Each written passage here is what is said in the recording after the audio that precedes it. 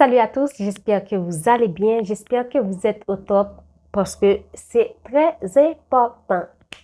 Aujourd'hui, je vous apporte une petite vidéo et que j'espère que vous allez aimer. Déjà, restez branchés et regardez la vidéo jusqu'à la fin. Mais avant, mettez-moi un petit pouce bleu. Et si vous n'avez pas encore abonné à la chaîne, c'est le moment idéal de le faire. Faites-le maintenant. Cliquez ici sur la petite barre rouge à droite pour le faire. Alors, aujourd'hui, j'avais envie de vous parler des phrases que l'on dit tous, moi y compris, et qui, sans le vouloir, handicapent les émotions des autres. On va voir ça. Par exemple, si quelqu'un vous explique quelque chose et que la personne pleure, vous dites toujours à la personne, « Tu ne trouves pas que tu pleures trop? » Il ne faut pas dire ça. Donc, si quelqu'un vous explique quelque chose, la personne n'a pas envie d'entendre votre jugement. La personne a envie que vous compatissez. La personne a envie que vous compreniez sa souffrance. La personne a juste envie que vous l'écoutiez, pas la juger. Évitons, moi y compris, évitons de dire ces choses-là. C'est très important. Donc là, je vous fais une petite liste des choses qu'il ne faut plus jamais dire aux gens qui osent témoigner leur ressenti. Par exemple, vous vivez avec votre soeur ou je ne sais pas, avec qui que ce soit. Vous allez dépasser quelque chose pour cette personne-là.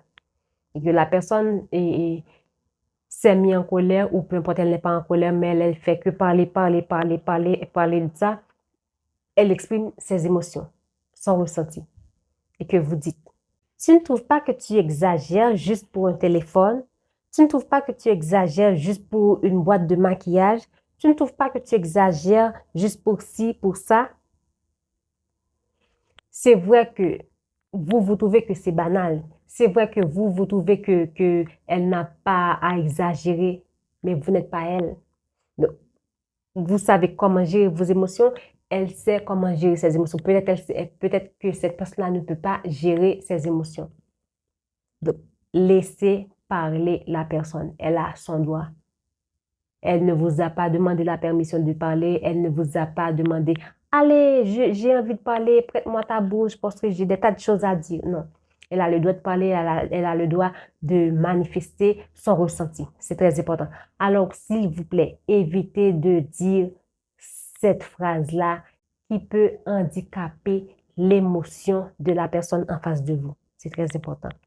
Troisième phrase que vous aimez tellement dire. Si la personne se met en colère pour quoi que ce soit, ou si la personne se sent frustrée, ou si la personne est un peu nerveuse, alors arrête, tu te prends trop la tête, quoi. Elle n'a pas envie d'entendre ça. Elle a envie que vous la calmiez. Elle a envie que vous dites tout simplement, soit je te comprends, ou détends-toi, ou tu as raison. C'est tout. Vous n'avez pas à juger son ressenti. Vous n'avez pas à juger ses sentiments. Vous n'avez pas à lui dire des phrases pour handicaper ses émotions. C'est pas gentil. Donc, on doit tous travailler là-dessus pour ne jamais dire ces genres de phrases à quelqu'un qui est en face de nous, qui peut-être manifeste ses émotions, manifeste son ressenti. Quatrième phrase. Et moi alors, qu'est-ce que je devrais dire? Vous traversez une impasse. Vous êtes en train d'endurer quelque chose. Donc, la personne vous explique, par exemple, ce qu'elle endure. Et pour comparer votre problème à son problème, vous dites, et moi alors, qu'est-ce que je devrais dire? C'est pas gentil, c'est pas bien. La personne ne vous demande pas de comparer vos problèmes aux siens. La personne a envie juste que vous l'écoutiez. C'est très important. Alors, évitez quand quelqu'un vous partage quelque chose de comparer votre cas à son cas. Surtout si la personne est au courant de votre cas. Elle a envie juste que vous prêtez attention à ce qu'elle vous dit, à ce qu'elle vous partage. C'est très important. Alors, s'il vous plaît, évitez de faire ces erreurs-là. Évitez. Lorsque quelqu'un vous fait confiance, lorsque quelqu'un vous approche pour vous parler de ses problèmes, de quelque chose, écoutez sans rien dire. Si vous avez un conseil à donner, donnez. Mais pas de comparaison, ni pas de phrases positives, toxiques. C'est pas bien, c'est pas sain. Voilà une phrase que j'entends partout. Et je pensais, quand j'étais petite, je pensais qu'il n'y a que les Haïtiens qui disaient ces phrases-là. C'est faux. C'est partout. Même les Français se plaignent de cette phrase. Tu es un homme, tu n'as pas le droit de pleurer. Je déteste, je déteste, je déteste. Toute petite, je détestais cette phrase. Je ne savais pas pourquoi. Mais avant, et en grandissant, j'ai fini par comprendre. Pleurer, c'est une émotion. Si la personne pleure, elle dégage ses émotions, elle exprime ses émotions. Donc cette question de les hommes ne pleurent pas, les hommes doivent rester durs, non. C'est quoi ça? Donc les émotions des hommes ont une couleur, les émotions des femmes ont une couleur. Donc la femme a le droit de pleurer, a le droit de crier, et l'homme a le droit de rester là, concentré, tout ce qui n'est pas bon à l'intérieur. Pourquoi? Donc, le fait qu'il pleure, il est faible, il n'est pas un homme, il n'est plus viril, il n'est pas un homme, il est une chachotte. Bannissez ça. Si vous aviez l'habitude de dire ça à vos enfants, votre mari, votre conjoint, votre frère, votre cousin, whatever, votre ami, les hommes ne pleurent pas, les hommes n'ont pas le droit de pleurer, ou tu es un homme, tu n'as pas le droit de pleurer, basta, c'est fini. Oui, il a le droit de pleurer. Il dégage ses émotions. Il ne va pas rester là concentré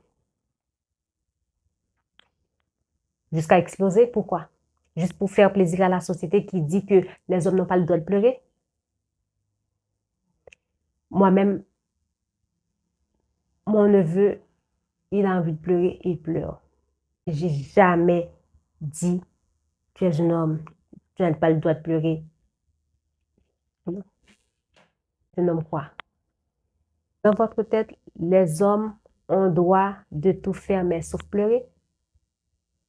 Mais par contre, si on vous dit que, OK, choisissez, et soit votre homme pleure tout le temps, soit il vous trompe tout le temps. Vous allez choisir quoi? Il vous trompe tout le temps ou qu'il pleure tout le temps? Vous allez choisir qu'il pleure tout le temps. Parce qu'aucune femme n'aimerait partager son homme. Alors dites-vous oui, que mon homme, mon fils, mon mec, il a le droit de pleurer. Autre phrase. Ce sont les faibles qui pleurent. C'est quoi cette question? Ce sont les faibles qui pleurent. Ah bon, les forts ne pleurent pas, les forts, ils attaquent par derrière.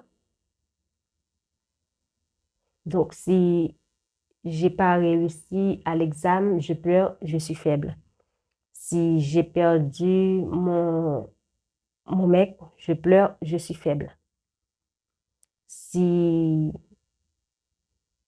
j'ai raté une opportunité, je pleure, je suis faible. Ce sont des foutaises. Il faut éviter de dire ces choses-là.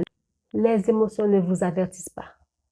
Les émotions ne vous disent pas quand pleurer ou quand crier.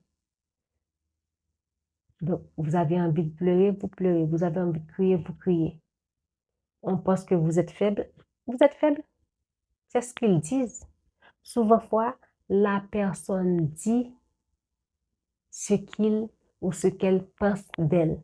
Donc, le fait que cette personne dans sa tête, si je pleure, je suis faible. Donc, quand vous pleurez, elle pense aussi que vous êtes faible parce que dans sa tête, elle est faible. Vous avez envie de pleurer? Pleurez. Vous avez envie de rire? Riez.